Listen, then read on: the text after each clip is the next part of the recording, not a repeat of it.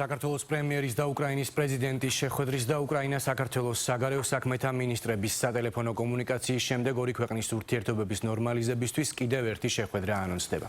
განცხადებას ამჯერად უკრაინის საგარეო უწყების ხელმძღვანელი აკეთებს. ანდრეი სიბიგა ამბობს, რომ უკრაინა კონსტრუქციული დიალოგის გასაგრძელებლად მზად არის და უახლოეს მომავალში მაკა ბოჭორიშვილს კიდევ ერთხელ შეხვდება. სიბიგას გზავნილებს პოზიტიურად აფასებენ თბილისში. ჩვენი პოზიცია უკრაინასთან დაკავშირებით ომამდეც, ომის დაწყების მომენტშიც და ომის შემდგომადაც არ შეცვლილა. ასე რომ სიტუაციის გაჩანზაღებაზე კარგია, რომ უკრაინული მხარე საუბრობს და ჩვენ ამას მხოლოდ და მხოლოდ მივესალმებით.